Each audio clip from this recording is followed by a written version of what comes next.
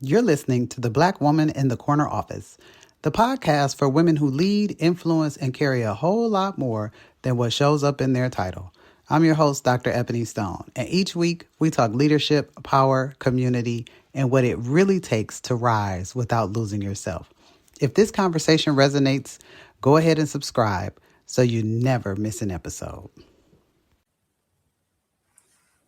Hello, hello, hello, and welcome to the Black Woman in the Corner Office.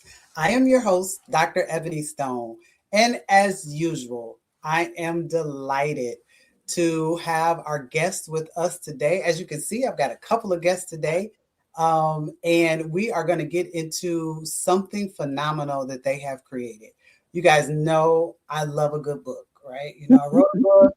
Love a good book. I love to listen to a good book. And so I recently had the opportunity to listen to the third book in their trilogy. And that is what we're going to talk about today. I have the authors of the next Little Black Book of Success with me. I have Elaine here with me. So here's what I'm going to do. I was going to introduce you both. I decided I'm going to stop in between. How about that? So first, let's introduce Elaine Brown. She is one of the authors. Elaine, why don't you tell us just a little bit about yourself? 30 seconds so that the audience knows who they're talking. First of all, thank you for inviting us, Dr. Ebony. It's wonderful to be here on your show. As you said, my name is Elaine Merrill Brown. I'm co-author of the next Little Black Book of Success, New Laws of Leadership for Black Women, third book in our trilogy. I'm a former HBO media executive. I've had 2 novels published by Random House, and this is our two nonfiction books published by Random House, because our second book, which is a workbook that accompanies the first Little Black Book of Success, we self-published in 2017. And I'm semi-retired and working on my third novel. I'm adapting my first novel to a TV series, and I'm happy to be here because this next stage with the publication of our book is going to take me on a new and different journey with continuing the messaging and the legacy of our third co-author, Marcia Haygood. And Rhonda and I will be speaking about leadership. And I really want to target everyone, but especially the young people coming into the workforce. Yes, I love that. And we're going to talk about some of the things that I heard in your book about the different generations and how they view the workforce and how things are different from them. So thank you so much for being here. And then we have Rhonda Joy McLean. Welcome. Thank you. Why don't you take 30 seconds to tell us about yourself? Thank you so much, Dr. Ebony. And I just echo Elaine's excitement and gratitude about your giving us this opportunity to talk about our work. We love talking to folks like you who are doing exciting things and amplifying the necessity of Black women to uplift and uphold each other in the world.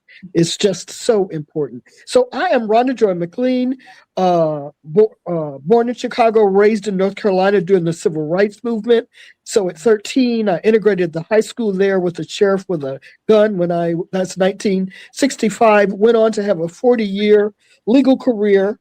And I met Elaine and our friend Marcia, whom I'll talk more about in a minute, 25 years ago, when I was then the only Black woman attorney at Time Inc. And Time Inc. published Time Magazine, Fortune, Essence, Money, People, Sports Illustrated, and on and on. So those were my clients for nearly 20 years.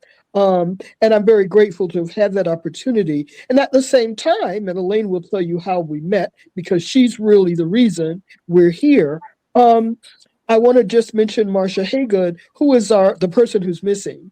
And Marcia, whom we love dearly and honor with this broadcast, we lost recently, and we'll tell you more about that. But there are 3 of us who've written these 3 books, and the voice of each of us is echoed in each book. So we'll share more with you about that later. I love that. You said the voice of the 3 of you is echoed in the book, and it absolutely is. But I would like to say the voice of many Black women are in that book. As I was going through the book, there were so many things that I experienced that you actually wrote about that I really want to get into that. Before before we do that, let me tell you what I thought when I was going through this book and the structure of the book. And I was listening, right? The book reminds me, the structure reminds me of the 48 Laws of Power. Oh, interesting. Yeah. But in a very positive manner. So the 48 Laws of Power I struggled with because it felt very sinister almost. Mm-hmm. This book felt structurally the same, like, hey, here's the issue. This is how you handle it. Let me give you some practical ways of handling it. But it felt very positive in nature, very encouraging in nature, very much like, I can do this, right? I do deserve that salary increase. And they told me how and they told me how to go get it. I can do that, right? Tell me what was the catalyst behind this particular book, the new Little Black Book of Success? Well, I think Rhonda alluded to it. I guess we were kind of speaking before the broadcast, but the pandemic, the way we work has changed since the pandemic, since the introduction of AI, since more of us are now working globally. So actually Random House came to us and thought, hey, here's a great opportunity to do a new, brand new version of the book with new chapters and some updated chapters. So we could, serve our audience. And that's what we attempted to do. And I appreciate your saying that, the book read very positive to you, because that obviously was all done by design. We wanted to uplift and encourage, and we wanted the chapters to be, sort of bite-sized and topical, so people could find, they don't have to read it like a novel. If they're struggling with a particular issue or want more information on a particular subject, we've made it easy for them to find it in our new book as well. Yes, I love the bite-sized nature of Well, everybody has a short attention span. And we really, when we wrote the first book 15 years ago, it was published in 2010, we thought we were writing for college graduates, people entering the workforce. But over time, and we also thought we were really focusing on women of color. But what we've come to understand is that each of our books can be used by anyone, because the leadership principles are evergreen. Leaders are leaders. You got to do the hard work. You got to stand tall. You got to rely on your gut. But the way you lead has a lot to do with the way you were raised, what your moral foundation is, and what you believe in. So we found that lots of people, older people, white people, Black people, people from other countries, use our books as guides. And we're excited.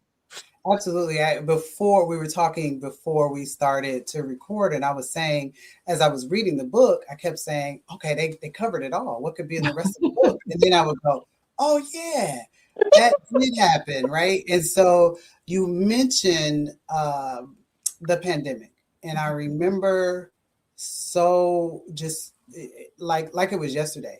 I remember it was March 12th, and my employer at the time made the announcement that we were going to go home for 2 weeks to test the system. And I really hadn't come to grips with the fact that this would really be a global pandemic that would shift the way we do life, not just work.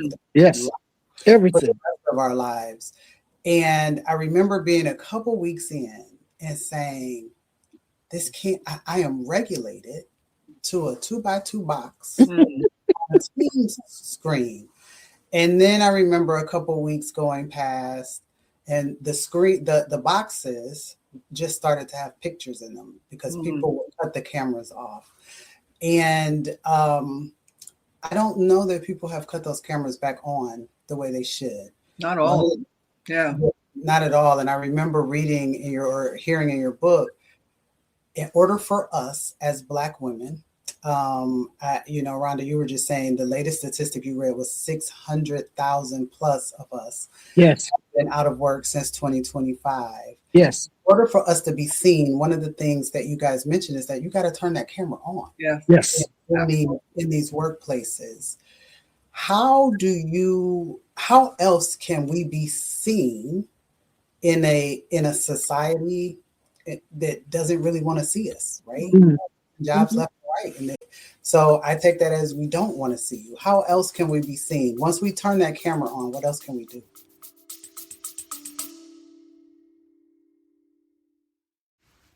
Before we continue, if you've ever felt the pressure to perform, produce, and prove while carrying everything else, I wrote The Power of the Pause for you.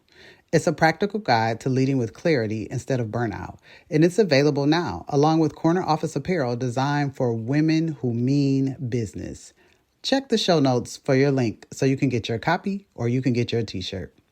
Oh, and if your organization is looking for a host, facilitator, or speaker who understands leadership and lived experience, you can book me directly at drebonystone.com. All right, let's get back to the conversation.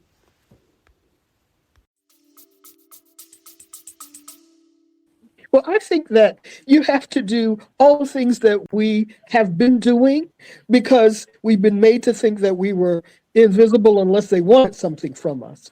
And what I learned as a short chocolate woman from the South, who was usually younger than other people, but often the assumption was that you were not in the room to run the meeting. You were in the room to take the meetings for the minutes for the meeting or to serve the coffee and tea, none of which I do. If there's coffee in the room, I'm not moving. If there's I'm telling you, because I was a lawyer and there were often I was the only woman in the room. But here are the things. Number one, I agree with Elaine, and she wrote it so beautifully. You got to turn that camera on, whether you feel like it or not. And then you can't just turn it on. You have to be active. So just the way we used to be told, make your suggestions, speak up, sort of insist that you be heard. And there's a way you can do that without being considered the angry Black women. You know what I'm saying? Yes. So you need to be assertive. But I think Insight, learn to use your icons in the camera. And then if they ignore the chat, or if they ignore your waved hand, they ignore the raised hand where you put that thing up, then I learned, reach out to other people, get a comrade. And then we both go in and say, well, during this last meeting, no one acknowledged us. And here are the ideas we wanted to share about how to solve that problem. So I think that in every version of Black women I've ever seen, we've had to be creative in order to move ahead. Yes. So I think you still have to do it. Yes. And also find ways to connect with people in person, even though everyone's on a Zoom camera, unless you're part of a global team. But I think it does create. You have to create an effort. Take the initiative. And that's another way of being seen, by being the first person to come forward, or being the first person to offer coffee, or the first person to have sort of an offsite or a meeting after the meeting, even, just so you can get your points across, or add any comments you might have wanted to add in the meeting but weren't able to. Yes. But there are so many of us, Dr. Ebony, who still don't turn our cameras on. And I think that's important. And to be quite honest with you, I'm not quite sure why that is. It's interesting. I've asked. During the pandemic, I was leading a training team, and so it was important that cameras be on. And so I was insisting that cameras be on. But what I realized is that sometimes, depending on who you're leading, they may not be in the home by themselves, or have a side space where they feel comfortable, because maybe there are other people they share the home with that you will see coming out, or maybe they just don't want to share their home space. Yes. Some people are trying to create a divide between work and home. So I think there are a lot of reasons, but I don't think that people understand the consequence. I think it's important that if you're not willing or can't, right? Because some people simply can't. You can't turn the camera on. It is important to do the thing that you said, to find ways to meet in person. Right. And you also want to create a safe space also as your team leader, because I remember, there are some a person who worked, a colleague who actually did a Zoom call from her office. From her closet. Yes. And it was it was okay, because, people do understand that the circumstances aren't the same, that things are different, and not people have, young children or package deliveries, and, so they need to be accessible and available. But it is important to have your camera on, and my experience has been usually the person who doesn't have the camera on does it consistently. So, Yes. It's okay not to have it on occasion or a few times, but try to consistently be seen. I think one of the things I've learned, I belong to a number of organizations that mentor young people. And during COVID, we were mentoring some really beautiful freshmen at a high school academy in Harlem. And they were, as you described, Dr. Ebony, it was a shock. We all had to pivot 360 degrees to this new system over the weekend. And Yes. many of the students, many of whom were athletes, they had all these wonderful extracurricular activities that they could no longer do. So they were stuck in their homes, stuck on these screens, and really very unhappy. And I think some of the screens not on is I'm mad, I'm sad, I'm down, and I really don't want to be here. So one of the things to build on what Elaine said is I think leaders must then build a safer space and also trust and a welcoming space. So we started out, I set up an opportunity we have several doctors who have different specialties, and we were exposing these freshmen to possible careers in the health fields. So we had the doctors in their offices, in their white coats, with their stethoscopes. We started out with none of the girls had their cameras on, but they could ask questions even with the cameras off, and gradually we built a sense of trust. There was humor, there was fun, we welcomed them, and one by one, by the end of the session, every camera was turned on. So some of it has to do with how safe do you feel in the space, your workspace, and then if you don't feel safe, what can you do to feel safer? Is there some way for you to reach out using some of the strategies that we've outlined in the book? Network. There are ways you can network remotely. So even if you're in Michigan and I'm in New York and Elaine is in New Jersey, we can still have an offsite, online where we say, well, what are some ways we can support each other in these meetings? So let's strategize. Absolutely. I love that. So I've mentioned this before. Two young ladies that I speak to every single day. One is in Louisiana. One is in Charlotte, North Carolina. So they're in New Orleans and Charlotte. And I've never met them in person. We met at a coaching intensive online, right? So there are ways online to do that. But you speak about the youth and what happened to them during COVID. I had a firsthand seat. My children in 2020, when COVID hit, were in the 6th grade, in the 9th grade, so very pivotal years. I saw exactly what that did. I also had a nephew who was very close to me who was a senior in high school. And so I watched those third firsthand. And they are now adults, right? I have a nephew who graduated college. My daughter is in her third year of college, and my youngest son is graduating high school this year.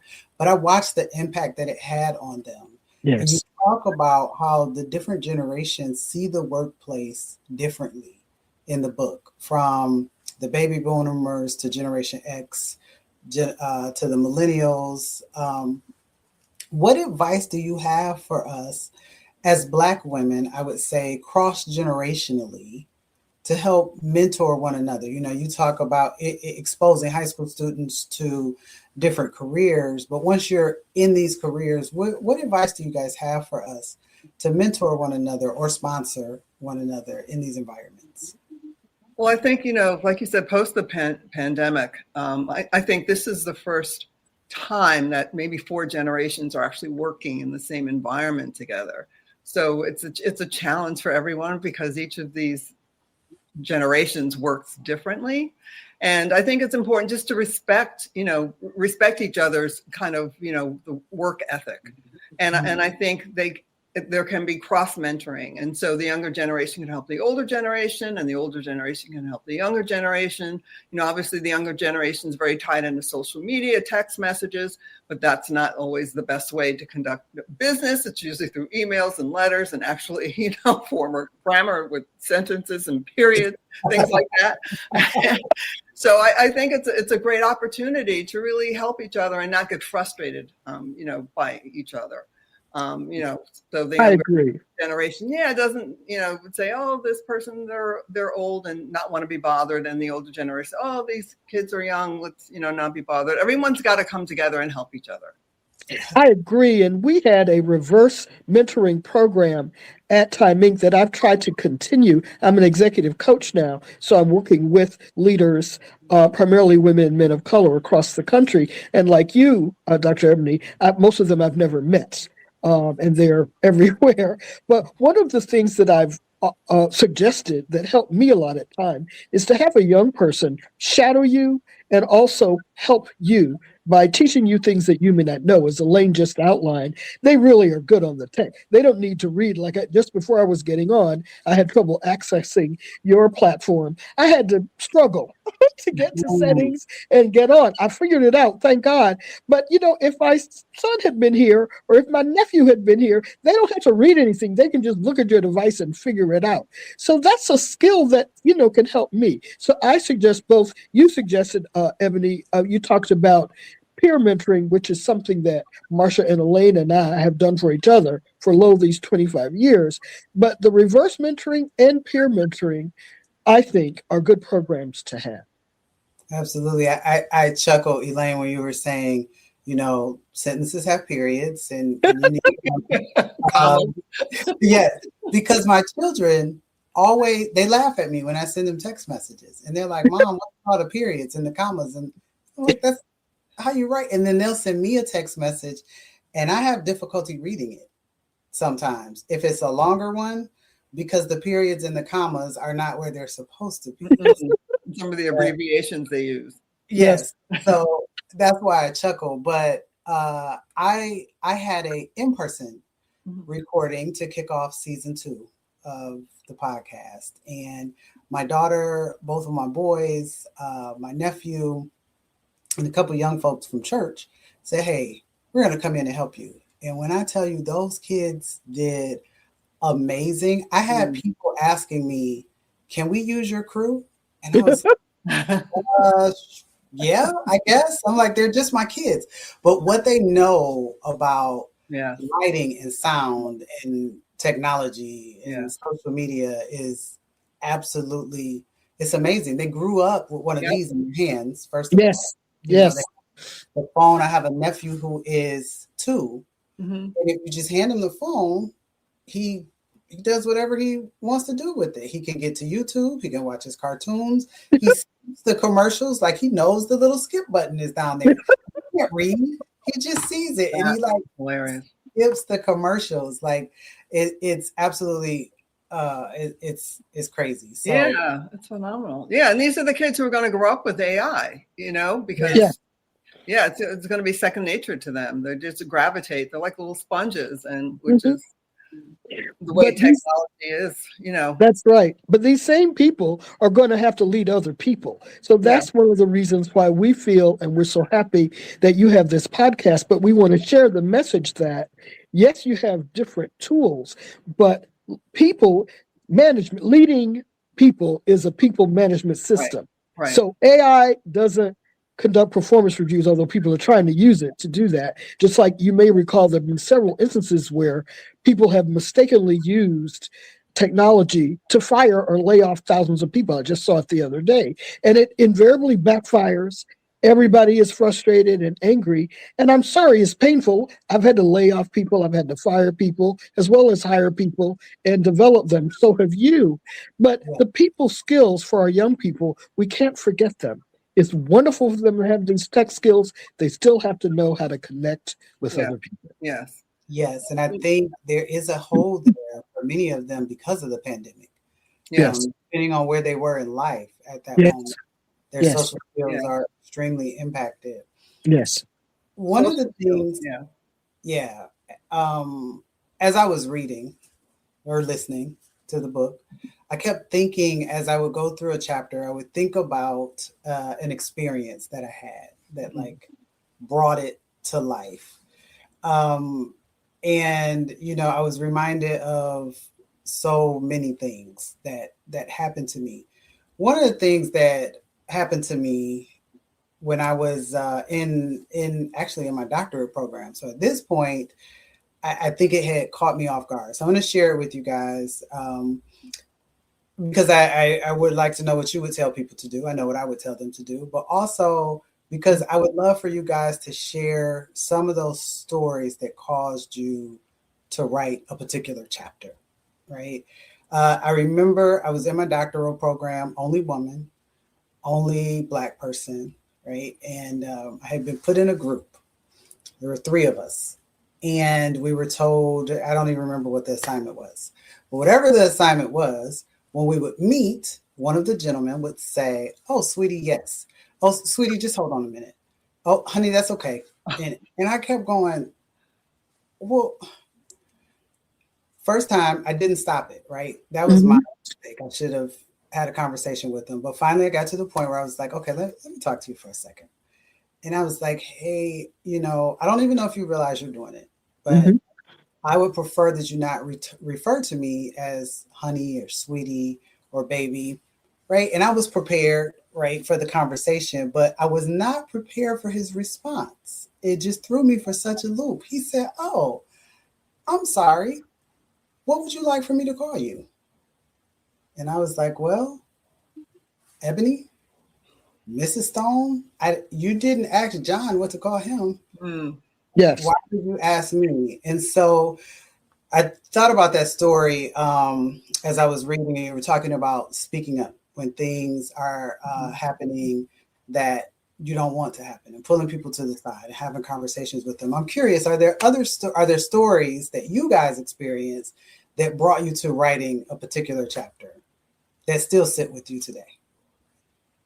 I'd like to start by channeling Marsha, who's the one who's missing from the 3 of us. We lost her recently, and we dedicate all of our work to her memory. I can tell you that Marsha, who started out as an executive secretary and made her way up to be the senior vice president of a major movie company, Orion. One of the things, executive vice president. Yes, thank you. EVP. Thank you. A senior official. So it's a long arc of a very uplifting trajectory, and she's been a role model for all of us and for thousands of other people. But she taught me a couple of things. So then I'll give her example in mind. The first is, for years, she was like you, and she was the only Black woman in the C-suite, the only woman, and the only person of color for years. And she was head of HR. So there was a lot of stuff going on. And she would say that there were people in her office who just did not treat her well. And they were overt about not liking her. They couldn't fire her because she was fabulous at her job. And one of the things I thought is, why would you stay there? Like, why would you stay in a place where people were, it seemed to me, just mean, if not cruel? And one of the things she taught me that has helped me to this day is she said, well, I'm not going to let anybody else's foolishness get in the way of my goals for myself. I know what I want to get done in this job. I know I have 4, she had 4 sons that she raised. And I have things I want to do for myself and my family. And as long as I'm doing my job well, and as long as I'm able to benefit from being here, I'm not going to let anybody run me off my job. I don't need them to like me. I need them to respect me. And that helped me a great deal. So that's Ms. Marsha, channeling her. For Rhonda Joy, I started off, well, I won't go into a long thing. I will just say that in many instances, I've been working over 50 years. I have been mistaken for the secretary, the messenger, the mailroom person, anybody except the lawyer and leader that I am and was in that situation.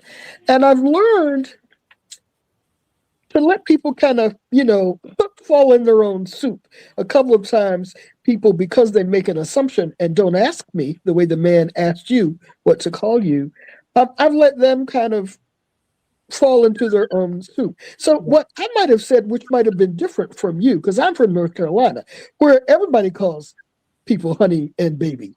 And so I do that myself. I have to be careful. I've been in New York 40 years. I touch people and I call them honey and baby, and people don't like that. So I have to watch it. Some people like it. But I might have said to the man, well, honey, what do you think we ought to do in this meeting? And maybe blah, blah, blah, blah. Because I find that people hear it differently. They don't hear what they're saying, but they will certainly hear what you're saying. And I've done that. I've done that. Oh, I love that. So it's so interesting. There are instances that I'm in, I can tell you just from having a conversation with you, if I was having a conversation with you outside of here and you said, honey, blah, blah, blah, I probably wouldn't even hear it. Yes. The reason it registered is because it was only being done to me. Yes. Yeah, right. Absolutely. It was purposeful, but I love that. In that moment, I didn't think to call him honey, but let it happen again. There you go. We read it. Yes, I'm ready. Yes. And Miss Marsha has often said, to follow up with that type of microaggression, it's like, well, tell me what do you mean by that? Help me understand that. Help me understand why you call me honey and no one else in the room. To get them to think about, their own, issues and where that is coming from, as a teachable lesson. Could have been another way to handle that situation. Absolutely. Elena, there's stories that you think of that poured into the book for you, personal stories? You know what, Dr. Ebony, we wrote the book that we wished we had when we were entering the workforce. At least, I know for myself, because I still read our book. I still read our first book. I still have to be reminded how important networking is. And, especially now that I'm kind of retired, working remotely, how I need to engage more with people and organizations. I mean, Marsha was a super networker, like, as I'm sure Rhonda is as well, whereas Marsha's calendar maybe on a quarterly basis could be filled with, 10, 15, 20 networking events. My calendar might only have, 3, 4, or 5, but that's okay, because that's, the person that I am. We're not suggesting that everyone have to, fill their calendar up with those types of meetings. But each of the chapters, I would say we have 40 chapters in this new book.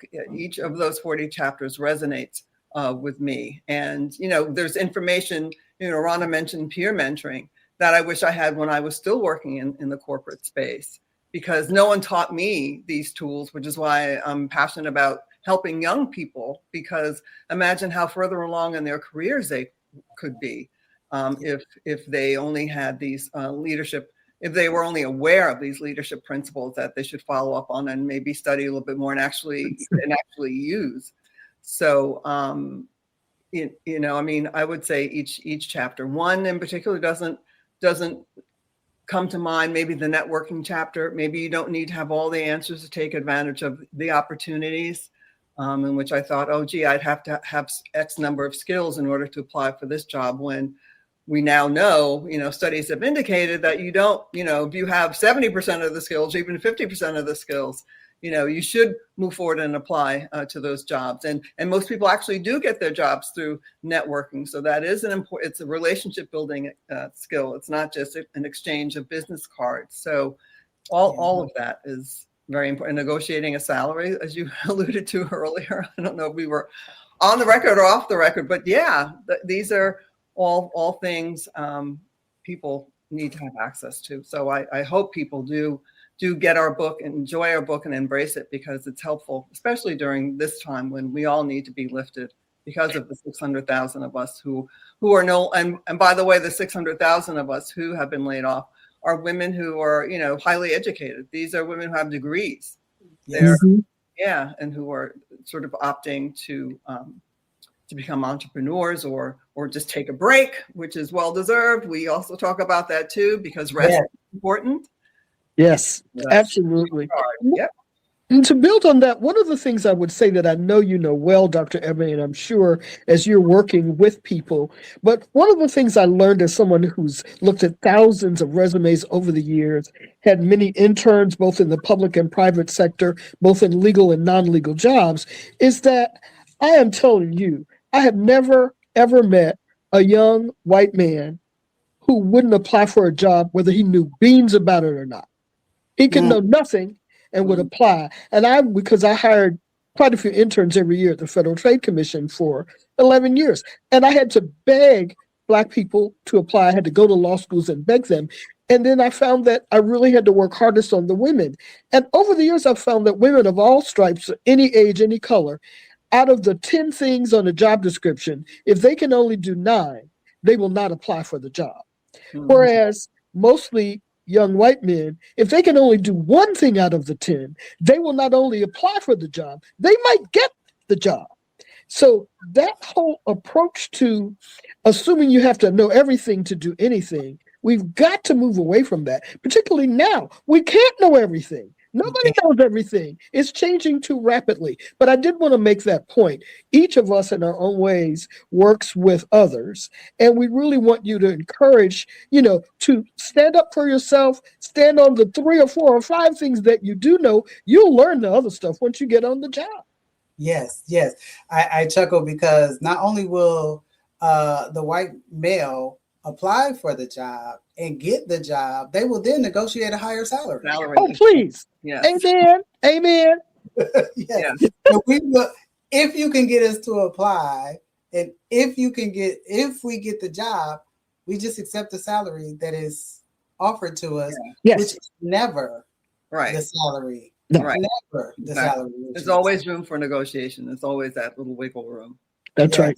Yes. And I will tell you that these ladies that Elaine was kind enough to host this dinner that got us started all those years ago, I never even knew. I mean, I grew up in the Bible Belt South, where even to talk about money was considered sinful and wicked and definitely unladylike. So it took a while before I even bothered to compare. Like, I didn't know I should be comparing my salary to other people, and I didn't know about any of that.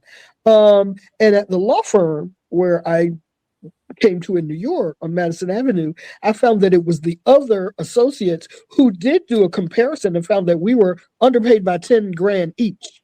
And so we made a play and we put forward our arguments and we each got a $10,000 raise. But I have to tell you, that was not my idea. I was glad to have a job. I wasn't trying to, I was hiding, I was not, because it just wasn't anything I was comfortable with. But these ladies, Elaine among them, Elaine and Marcia and the others, the next time when I was at Time and I wanted to negotiate a promotion for myself, the job did not exist. So I created a description of a job that I wanted that didn't exist. And it was putting together 2 positions and adding some other responsibilities. And then I rehearsed what I was going to say with these ladies. So peer mentoring writ large, I actually rehearsed my words on how to ask for more money and how to get a job that didn't exist yet. And I got both. It took me 2 years, but I did. So sisters can really uplift other sisters, and we can help in real ways make a change in your life and your career. Yes, it's that it's community. Yes, right? Peer mentoring, but it's community where you start to feel safe and you have those discussions and you discover that you're underpaid by $10,000 or more. I'll never forget the first time I took a job, and I was happy for the job, I was proud of the job, and I was doing a great job. And then it came time to do annual reviews and salary increases, and I was going through my team and I said, are you kidding me? The worst performer on my team is making the most money, and not just making the most money, the worst performer on the team is making more money than me. Oh no, this can't happen. This cannot happen. I don't care how long they have been here. I don't know. This can't happen. But it's scary. It's scary to go in and start talking about money and risk. It feels like you're risking not having a job at all.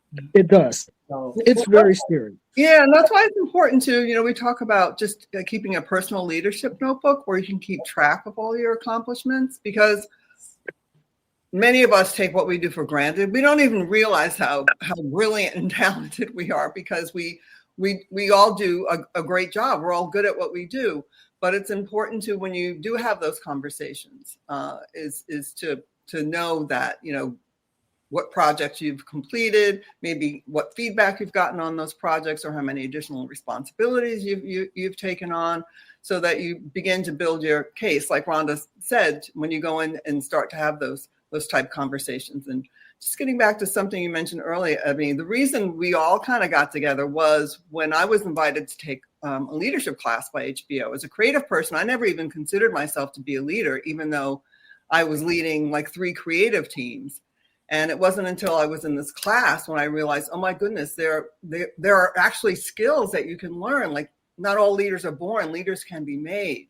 Yes. And here are some skills that I have that, you know, I didn't know they had a name attached to them, but here are some other skills that I'm not so good at that I need to learn. And so when I just realized that networking wasn't just about an exchange of business cards and calling people when you needed them, I began to develop relationships. And that's when I made my first call to Marcia Haygood, who was an EVP at New Line Cinema at the time.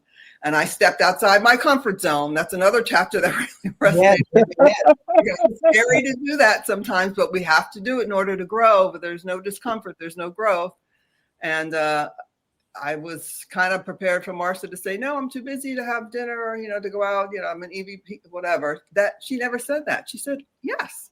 Yeah. Yes. When is this dinner happening? And we went to, and then Marcia, I invited a couple of other ladies, and Marcia invited Rhonda. That was my first time meeting Rhonda. And that's when we all had dinner at Henry's, a restaurant uptown in Harlem. And that was the beginning. Let me just say that. That was the beginning. 3 months later. Yes. And that was March of 2000. March of 2000. So Yep. it's 26, almost 26 years. Almost 26 years. Yes. Are you all still in touch with the other ladies as well? We are, and we're closer with some of them than others, because most of us after retirement, many of us, either the companies changed or were sold, or, you know, we didn't all work in the same company. We worked under the rubric of Time Warner. But what I love about Elaine is that, and what I think is so important, I am probably, from what you're seeing here, more outgoing than she is, although I have my quiet side, and I do love to read at home. But one of the things that Marcia and I would always push Elaine to say is, without her, we wouldn't be here. There would be no books. So even though she didn't originally see herself as a leader, she's the one that came to us and said, would you help me write this book? And we were like, what? What book? Because we were just meeting quarterly, having drinks and, you know, peer mentoring, but having a good time. Sometimes we went to Broadway, sometimes we went to jazz clubs. But basically it was just, you know, helping each other survive and thrive. But it was Elaine who said, you know, we're giving each other all this good advice. You know, we wish we'd had this advice earlier. Let's write this down and look at where we are. I know, for the next generation, because we had all this valuable information and exchange of conversation and experiences. It's like we need to package this for the next generation, so they can, you know, learn from our. And Marcia would always say missteps, even though I would call them mistakes. But we could learn from our missteps and hopefully be better. Just be better. Well, listen, you guys, you have definitely packaged it. It is a beautiful work of art, right? And what I love about the book is that even if you can't sit down and read it all the way through, you don't have to start at the beginning. No. At the end. You can say, I'm trying to figure out what I'm about to do with my hair. And you could go right to the chapter. That's right. About hair and the Crown Act and all of that, right? Whatever you're going through, it's not it doesn't read like a novel, which is great. It reads more like a not even an instruction manual. What am I trying to say? Like a self-help guide, anthology. I don't. It just. Well, we describe this as the roadmap to the future. So we want it to be something. Elaine referred, and you referred to it being bite-sized, but we really wanted you to be able to start in the middle, start at the beginning, start at the end. We tried to make the table of contents so descriptive that you can look and see. Okay, I want to deal with performance reviews, or I want to deal with networking. I don't like networking, but I got to do it. So we're trying to make it accessible and usable and practical, because you need strategies, you know, it's tough out there. We don't. You know, what I found is, I used to say I don't like networking, but I found that I love networking. I don't like networking events. Most networking events, all people want to do is come give you their card and figure out how they can close the deal with you. Right. And that's not, I think networking is what you guys did, right? Let's come together. Let's have conversations. Eventually, it may be a book. Eventually, it may be some other business. It may be a brick and mortar, even. Who knows what it may turn into. But let's just start with the relationship. Let's Yeah. just build the relationship. So I found that it's not networking that I don't like. I actually love the networking. I love building the relationships. I love getting to know people. So I'm curious. So you guys started out just coming together quarterly, as you said. Maybe you're having a drink, you're going to see a play, whatever it may be.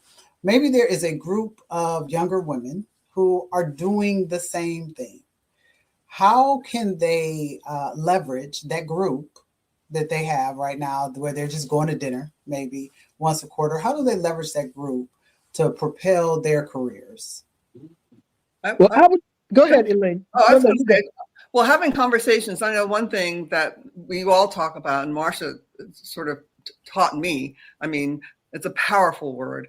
And it was just recently, like a few decades ago, introduced to my vocabulary, and that was being strategy. And that is, the early part of my career was not strategic, although I had goals. Yes. But it really wasn't a strategy. So these young ladies who are coming together, kind of think about, what is their why? What do they want? Obviously, they come together. They have a lot of things in common. And they should talk about what some of their challenges are and share, as long as there's, a trusted space. And these ladies become part of your success team or board of directors, as some people would call them. But they should also try to help each other, see what they can do to help each other to achieve their goals, or network with other people, or join other organizations, so that, their time is intentional, it's purposeful. Mm-hmm. Yeah. What our time wound up being, essentially. Yes. Well, we are very much about the sisterhood. We think of these gatherings of sisters as a sisterhood, as a community, as you referred to earlier, Dr. Ebony. And we would agree. And I agree with everything Elaine has said. Marcia would say these things in terms of networking and these gatherings. The first thing is, who do you know? Who do you need to know? And then who needs to know you? Those were questions I had not thought of before, in terms of, you just don't need to know everybody. Right. Be more strategic, as Elaine just said, in your networking. And then in these gatherings, it may be that Rhonda knows a lot about, writing. I really love writing grants. And then Elaine is a wonderful creative thinker, and she launched Showtime, because she's not even going to tell you that. She launched Showtime at HBO. She's a bad mamma jamma. And so here's the things. What are the strengths in your group? So, we know Rose knows this, Emmy knows this, Rhonda knows this, Elaine knows this. How can we then pull those skill sets together and help each other? It doesn't have to be formal, but it's just like, if we're going to talk about negotiations, well, I would always go to Marsha first, because she was the best negotiator I've met in my life. So if we know Ebony is the best researcher, so then let's talk to her about, how can we learn more about the job search? We're trying to figure out, what is that company really going to be like? We know what it says on the website, but do you know anybody there? Because I don't want to get over there and get hung out to dry. So Right. That kind of thing. Yes. Yeah. Listen, there is so much in this book, right? You're talking about strategy. You're talking about being intentional. And as you guys are talking, I'm thinking, okay, but I wanted to ask that question about the book. I wanted to. So you talked about rest, so I want to sit there for a minute. I think rest is so important, but I also think that it's strategic.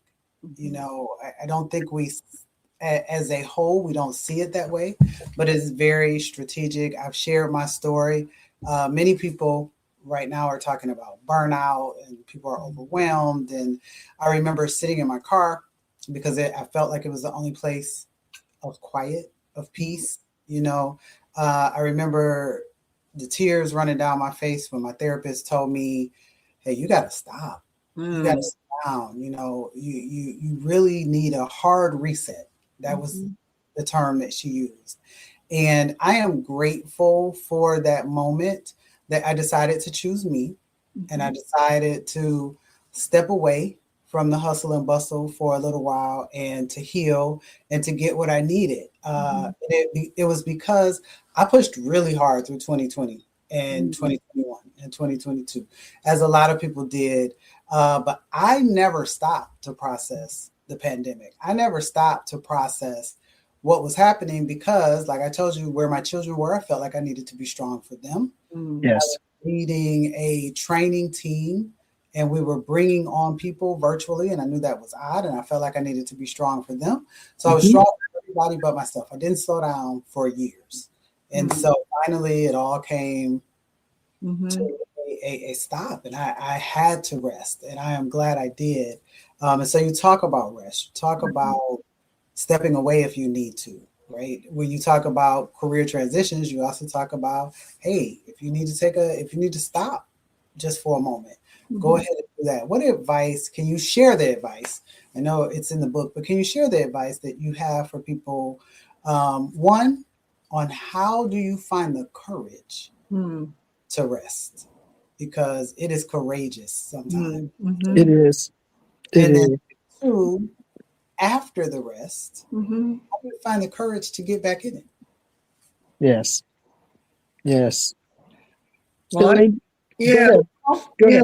I think first, like you said, Dr. Ebony, you need to first acknowledge that you do need to rest and that you deserve to rest. I think a lot of us, especially as Black women, think we need to do it all, and we put ourselves last on our to-do list, and we need to move ourselves up on that to-do list because, we burn out and we're not helpful. We can't help anybody else. So, it kind of defeats the purpose to try to keep running when your battery's running low. So rest is, and plus it's important to recharge and reflect. Rest also leaves us open to receive creative energy. It leaves us open to receive information on solutions or how to do life differently or in a way that's better for us. So, and rest could be something active, like taking ourselves to the gym or just walking on the treadmill or reading a book. It's kind of, we need to separate ourselves from the day to day. I often call it sometimes it's getting out of my head and getting into my body, giving my head a break. My head needs a rest. I just need to do something a little bit more physical. But I think rest is going to re-energize us. Yes. And we need to pause. I mean, press that pause button and take a break. Do ourselves a favor. So. And I'm coming at it from a different point of view. Like you, Dr. Ebony, I had a crossroads. I've been hospitalized for depression. I'm a type A, I'm a Leo, I'm a firstborn of a firstborn of a firstborn, all little short, fast talking Black women. And we're very bossy, and we're the go-to people in our families to get things done. Yes. So there's something wonderful about that, but there's also, you can put pressure on yourself that you can't afford to stop because so many people are depending on you to get things done. And so, like you, I had the pressure, and then I found that I wasn't sleeping literally at all. I went several months, and your body can't survive, as Elaine is saying, without rest. So I too learned to go to therapy. That wasn't a bad thing. It didn't mean I was a bad Christian. It didn't mean I was a bad Baptist or a bad daughter, because my parents were appalled. You're going to go tell somebody all our family secrets. But I tell you, that therapy saved my life. And I was grateful to God that my therapist was a Black woman who herself had gone through some things. So you'll see that just like we say coaches are not just for athletes, we say there's no shame in seeking help. So I think Elaine is right. You need to listen to your body, rest and pause, and then also give yourself permission to seek help if you need it. It may be if you're a person of faith, as I am, I think, maybe it's a minister that you go to or a chaplain. If you're comfortable going to a professional, I think therapy can be life-saving. And thankfully, there are more of us in that profession. But if you don't want to do those things, I agree with Elaine. Maybe just a walk. Maybe just to walk in the morning. Maybe you sit in your car, but hopefully you don't cry. Maybe you listen to some gospel music, something. But I think you need to give yourself permission to figure out what is it that works for you. Don't feel like you've got to do what so-and-so's doing over there, because I have friends who are running marathons around the world. I'm not going to be doing that. I'm not going to Germany to run 20 miles. That's not what I think is going to do it for me. But I'm going to listen to some Richard Smallwood on YouTube and have some prayer, and I'm going to feel something better. Okay?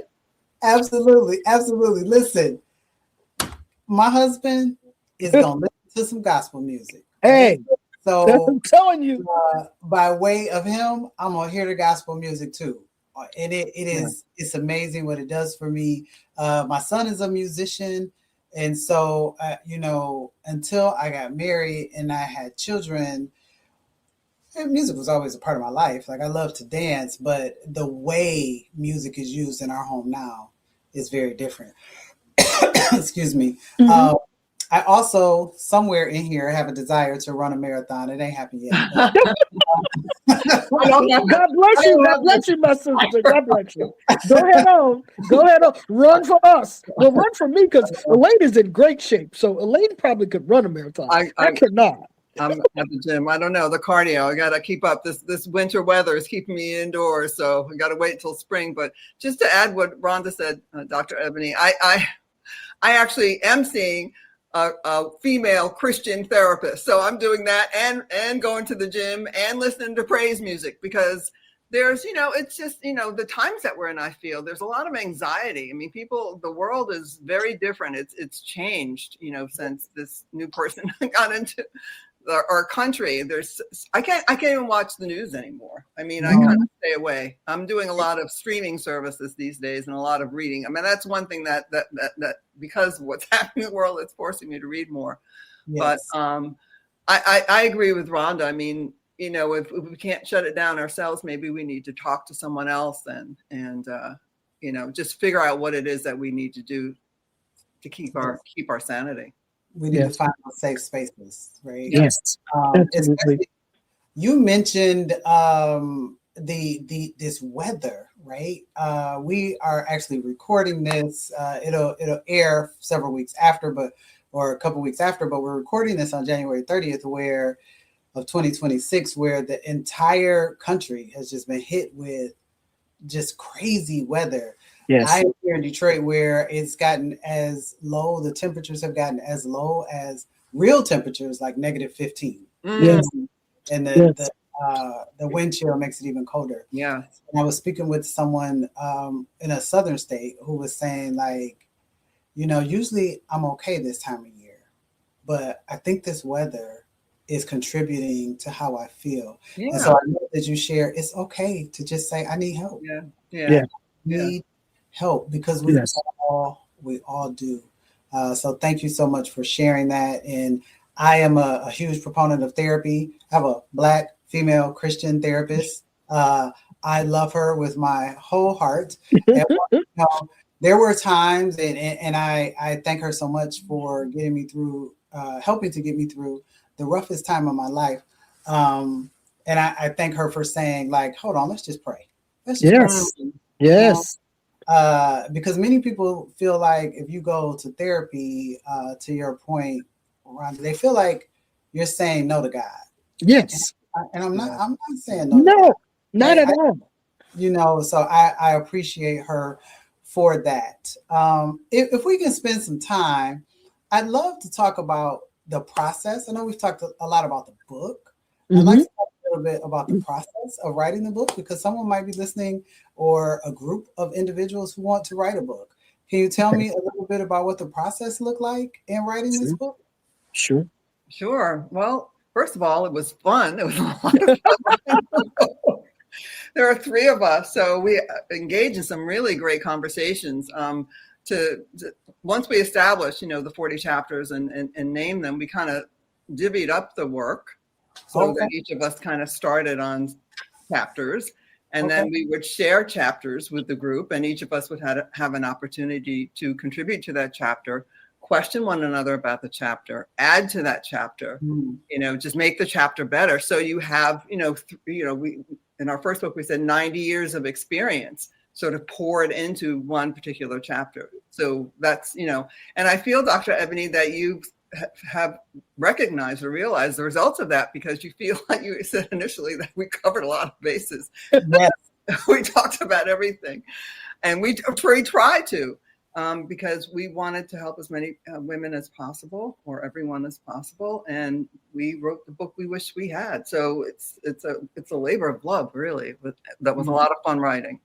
And I would only add that I do want to talk a little bit about failure and the importance of taking risks, as Elena said, stepping outside of your comfort zone. Elaine had already written 2 successful murder mysteries, really beautiful books, Lemon City Yeah. and Playing by the Rules. Yeah. Yes. What's the first one? Lemon City, Lemon City. Okay. And you really should get them. They're wonderful books, but they are fiction. And this book is not fiction. So when we first thought about it, we thought we had the structure of the book and we had the laws, but the 3 of us, we divided it up, and Elaine wrote a third and Marsha wrote a third and I wrote a third, but they look very different. We're very different people. So Elaine's was the shortest and mine was the longest. I'm a lawyer. I love words. So why use one word when 12 would do? And then Marsha was in the middle, very professional HR. So hers looked like a college professor had written it because, of course, it was perfect. But it didn't look like one book. It looked like 3 little booklets written by 3 different people. So and nobody wanted to publish it. So we hired an editor who sat down with us at B. Smith's, a Black-owned restaurant, which I wish were still here. And then we sat for 5 hours with this editor, and she said, you're not speaking with one voice. It's clear that there's 3 different people and it's 3 different styles, and it's just not knitting together well. So then the process Elaine described, where we then said, well, let's each write, but then we'll rotate it around. So you see what I wrote, I see what you wrote, and then I can edit on your stuff, you can edit on my stuff. So hopefully now the book feels like we're writing directly to you, the person who's reading it, because we talk to you directly. And then we hope you feel like it's one voice, not 3 speaking to you. Yeah. But we didn't do it the first time. So I don't want people to think that we got it all right the first time. We didn't. We just kept going, and we call Elaine our coach because let me tell you, she's a good nudger. Where is that chapter on the jury? You said that you were going to get it in last week. I don't see no chapters in my email. So she was after us because we were all working full time, raising families, and trying to do this book. In other words, I get beat up a lot, Dr. Ebony, but that's okay. I was being strategic. We needed to get the work done. This is important work. We got it done thanks to her. And then we met at each other's, we would meet after work. We would go to restaurants. We would meet in each other's homes. We would meet in each other's conference rooms, and then play some Michael Jackson in the back and get to talking. I do want to talk about the mama-isms and the shout-outs. In the first book, after each chapter, we had a culture code because we tried to explain like what it is that we as Black women do to sabotage ourselves and how can we stop doing that and stop hurting each other.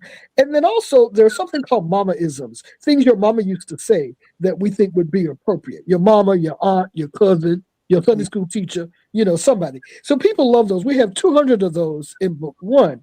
Book 2 is a workbook where there are exercises. So you really have to do the work of setting goals and, really building your own career out. And we tell you how to do that. This book, we have shout outs. Yeah. So for each of the chapters, we tried to find either from us, things we say, or from people out in the world who are world-renowned leaders, things that might be, on point.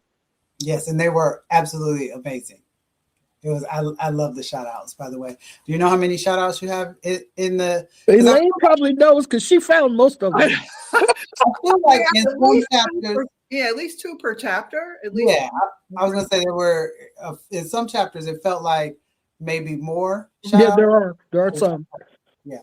Yes, I love that. So that was your process of writing. Mm-hmm. And then to add to that, Dr. Ebony, I had also been published in Essence magazine, and had written some self-help articles, and I knew this book had to be written in a conversational way. Okay. So that was our goal. Also, we didn't want to sound preachy. We didn't want to sound like quote unquote sort of, highbrow, highfalutin leadership experts, and we didn't want to talk down to anyone. We were talking to our readers, and we felt that was very important as well. It feels very much that way. Yeah. Oh, good. I mentioned that I listened to the book, and that I'm a big audiobook girl. And so I think we talked a little bit off camera about that process. But I think in this world, it's important. I chose to do an audiobook with my book as well, because I realized when I was running, I was listening to books because I didn't even give myself time to sit down and read. Like it was bonkers. I would listen to books and podcasts in the car, running from one meeting to the other, or one event to the other. So you guys did an audiobook as well. Yes. But that audiobook is not narrated by you all. There is a narrator. And so I'm curious how that process worked, how you decided to use a narrator, and what the process of choosing the right narrator looks like. Well, I think, for our first book, we weren't really involved with the narration process. So we wanted to make sure we were involved this time around, and had a conversation with our agent about us narrating versus, a professional narrator narrating. And there's a lot of work involved with narration. I mean, there's a lot of, in my experience as a producer working with audio announcers, my career at HBO and Showtime, we hired professionals, and I knew the work that would be required and how many times we'd have to repeat or review or be even available to read the book, all of these chapters, and we opted to have a professional do it, and they sent us some, like maybe three or four choices. We listened to the 3 or 4 choices. I asked for a different type of voice. Someone who kind of resonated as African-American. I don't know if the first one did or not, but she was, we were told.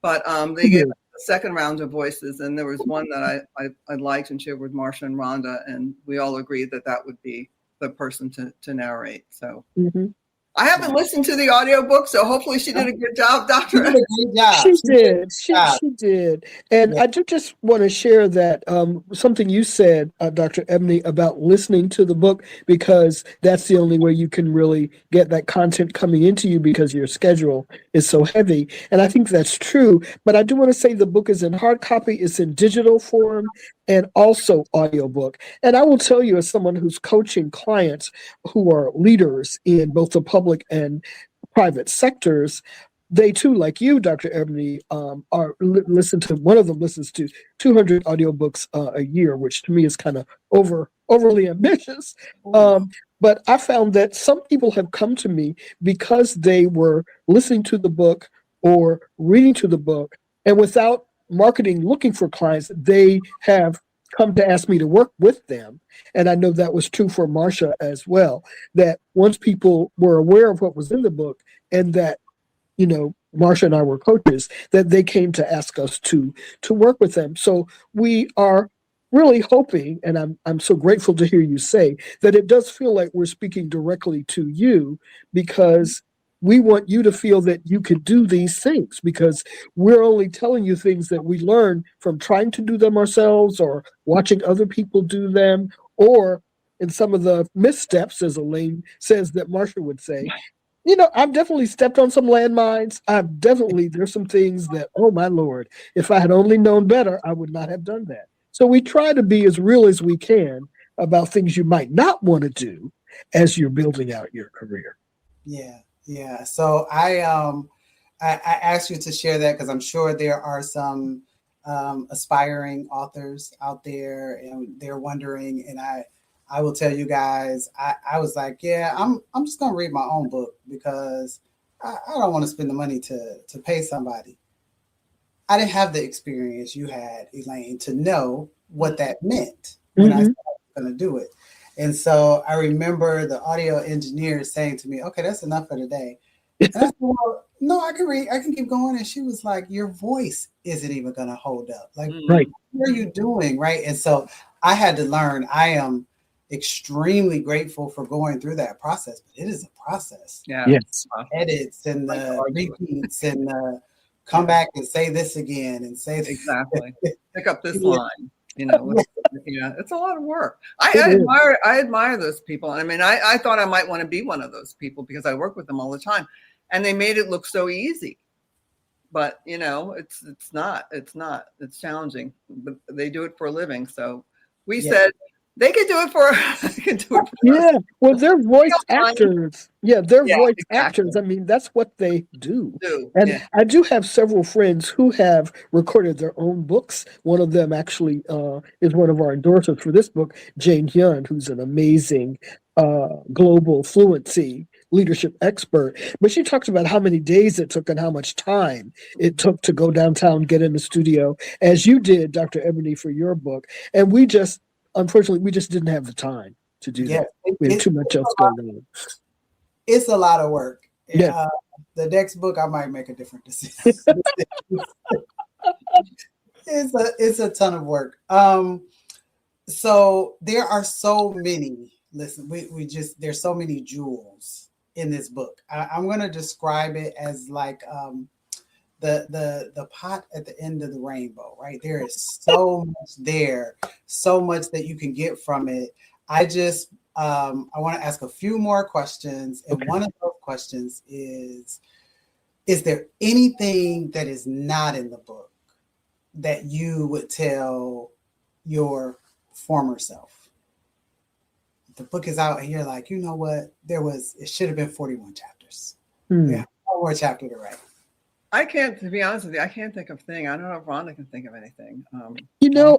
I don't. I think one of the things I love about our process, and we had dear Marcia, our beloved Marcia, with us, we spent many, many, many hours really struggling with what needed to be in.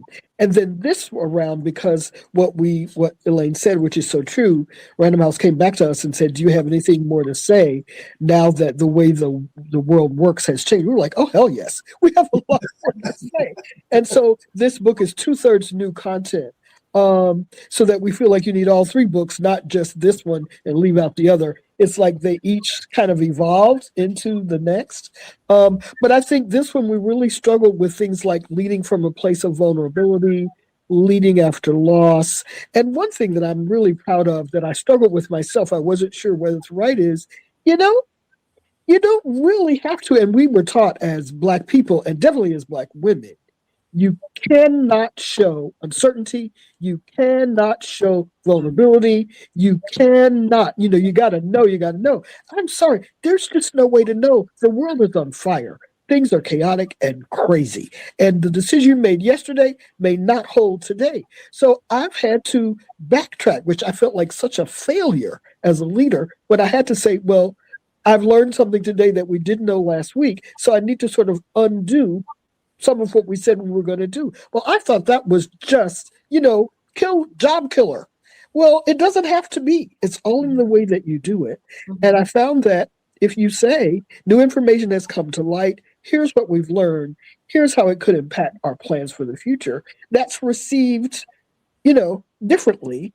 And I think, but we must give ourselves permission to do that. So all that to say, we thought hard about maybe talking, and Elaine is really the best at talking about emotional intelligence, which some people mistakenly seem to think is a soft skill.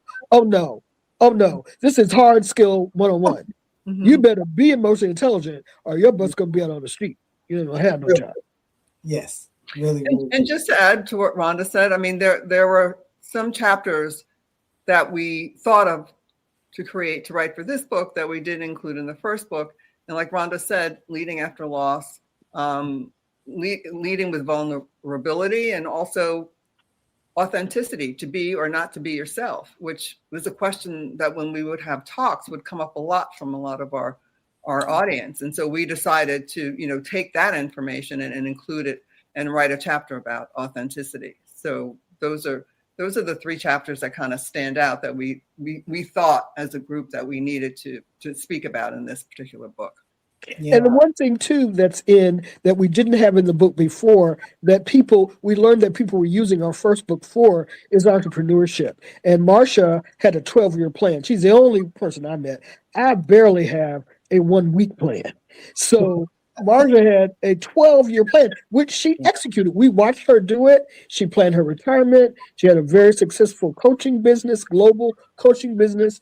So in this book, we talk about the steps you should take before you start your own business. So we did that on purpose because even before we knew about all these layoffs of all of our fabulous sisters, we know that Black women are the fastest growing source of new business and jobs than any other group. And now, even more particularly now. So we did our best to do some research, and Marsha, of course, gave us the benefit of her wisdom and her experience. So that also was not in the first book. So I agree with Elaine. I mean, maybe there's something we didn't think of, but we tried hard to think of everything we thought that might be helpful. Mm-hmm. Yes, and there is so much in there. Listen, I personally, I'm gonna, of course, link the book down below in the show notes. I will also be gifting the book to some Thank you. Oh, thank you. Thank you. So important. Absolutely. So I guess 2 questions to wrap us up here. First question being, we've learned a lot about what you've done to this point. We've learned a lot about the book. To somebody listening who says, hey, I want to keep up with Elaine. I want to keep up with Rhonda. I want to know what they're doing in the future. What does the future hold? Where can they find you? How do they follow you? Well, they can find us on IG. I guess we're starting to do TikTok, some social media. We have a website that we really do need to update. We're in the process of doing that. I'm writing primarily. That's what I'm actually picked up now that this book is wrapped and we're starting our book tour. I'm finding some time to continue on my 3rd novel. I'm on the 3rd draft of my 3rd novel. And that's what I'm doing, and looking for some part-time writing because it's always nice to generate a little income. I don't necessarily coach, but who knows, Dr. Ebony, I am open to whatever God has for me because I don't know what this next phase is going to bring as a result of this book. You know, I have a few speaking engagements at colleges and universities. So that's kind of where I want to start, and some keynotes speaking about the book and just getting the message out there and continuing Marsha's legacy. I mean, what the 3 of us had started in 2010, we find there's a need for this type of conversation now more than ever. So that's kind of. Well, I would encourage people to go to the littleblackbookofsuccess.com. We have 20,000 followers on Facebook. We also can be reached through our website. I'm at rjmleads, rjmleads.com, and can be reached through that website. We also have on TikTok, it's the next LBB. Please follow us. We're posting 90-second videos that include little vignettes from the book on various leadership issues, and Miss Marsha is included in those. So we have about 90-second videos that, in fact, while we were on, I just got a notice that one of them was posted while we were with you. So we are booking events. So we want to let your audience know we'll be traveling to other states. Elaine is in New Jersey. I'm in New York. And so we're looking forward to doing some in-person events as well as these wonderful podcasts. Thank you again for having us. But also on Amazon.com, please follow us and please post a review of the book.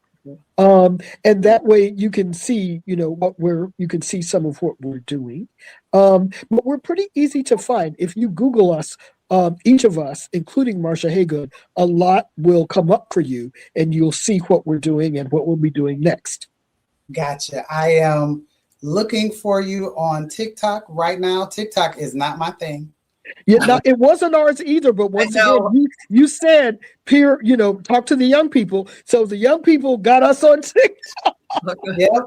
My children have told me, Ma, you need to be on TikTok. And I'm like, TikTok. I know. I'm new to social media, Dr. Ebony. I'm trying to jump on board. It's happening slowly but surely, but Rhonda's been the keeper of the social media. That's her thing. So that's been great.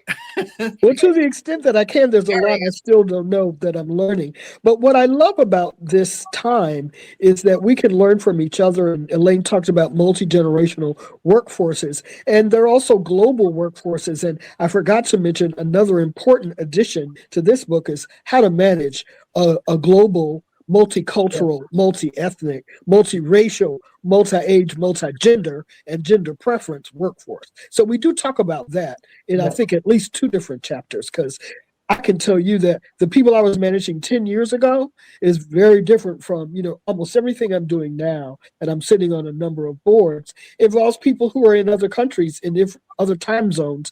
And we all are trying to get the same, chunk of work done. It can't be done in the way we used to do it. It's just not possible. We've got to be more flexible. Absolutely. So I think I followed you on TikTok. Yay. When we get done, I'll have my son double check. Because he's working on that with me. So one last question for you, and it is the question that I like to ask all of my guests. You guys have had phenomenal careers, phenomenal success across multiple platforms, if you will. Career success as entrepreneurs in the workplace, as mentors, as board members, all of those things. I am very curious, if they were to make a movie of your lives, individually or as a group, you choose, what would they call that movie or movies, and who would play the main characters? Rhonda. We were laughing about this question earlier, Dr. Ebony. We've never been asked this question before. I've never been asked this question before. So, Elaine, you go first. Oh, you want me to go first? All right. You did say movie and you did say TV series. So, the first thing that popped into my head, because it was a fun question, was Angela Bassett would play me. Yes. And I'm like, what movie? And I asked myself, well, why Angela Bassett? Well, first of all, she's phenomenal. She's fabulous. She's beautiful. And I loved her arms when she played Tina Turner in that, movie. His name I can't recall. What's love got to do with it? Of course, with Lawrence Fishburne playing Ike. But also because I love Tina Turner. When I was actually at Showtime, I had the fortune to interview Tina Turner when she kicked off her concert in Amsterdam, and I've referred to her as my big sister ever since. And she's always been someone I've admired, someone who's overcome adversity, sort of self-made woman, come from small town and had these horrible experiences, became a Buddhist and survived. And not that I had those horrible experiences, but I consider myself to some extent being a self-made woman who came from a small town in New Jersey and became, through, I'm not a Buddhist, but I did touch upon Buddhism at some point in my life and started calling myself a Christian Buddhist, but I don't do the Buddhism anymore, but I'm a Christian, and became successful. So in a nutshell, just, Tina Turner is one of my heroes. And I would approach this differently. My understanding was the question is, what would the movie, if they made a movie about you, what would it be and who would play you? So the name of my movie would be And Still I Rise. I'm a great lover and follower of Dr. Maya Angelou. And so I think And Still I Rise just stands for the resilience of Black people, but most particularly Black women. And so I've risen from many a difficult and chaotic situation, as have each of you, as has Marsha throughout her life, as many people that we know. And as a people, we weren't even supposed to make it across the diaspora. And yet here we are, 40, 50 million strong. I don't think we tell the truth in the census. So I think there are more of us in this country than are counted. But so I would say, And Still I Rise. And I'm going to go back a little bit. And I think her name was Paula Sands. I hope I'm saying the name right. But for me, because of the shape of my face, I grew up at a time when people were very critical of people who look like me. We were not considered pretty. You needed to look more white. So you needed to have keener features or smaller lips. And actually had people, Black people, meaning well, say that to me. And of course, it's very hurtful. You're a little girl. And basically, they're telling you there's no hope for you to ever be pretty because you don't look right. And so for me to see a Black woman on stage and Black women in the theater, Ruby and Cicely and Paula and others who look like me, I was like, oh my God, Miriam Makeba also comes to mind. So that there are these beautiful Black women who had features that were like mine. And I was like, well, there's hope for me. So I would say I'm just blessed and grateful to be here and happy to look the way I look. And I'm still rising. Yes, I love it. I love it. Listen, this conversation could probably go on forever. And just a little side note to our listeners, it probably will go on after we put the cameras off, right? I just would like to thank you guys. Elaine, Rhonda, thank you so much for being here. Again, in loving memory of Marsha. Thank you so much for carrying her legacy. Thank you. Appreciate you both for being here. Thank you for having us. Thank you for having us. Absolutely. To our listeners out there, go grab the book. You need it. It's full. It's 40 chapters of greatness. Go get it. Yes, there you go. The Next Little Black Book of Success. Go get it. It's linked down below. And then make sure if you don't already have it, grab that other book that's linked down below too, right? And until next time, we will see you. You keep spreading that Black girl magic on everything you do. Have a good day. Thank you. Bye. Thank you. Let me end the recording. Thank you for spending time with me today. If this episode spoke to you, share it with another Black woman who needs this reminder. And don't forget to subscribe.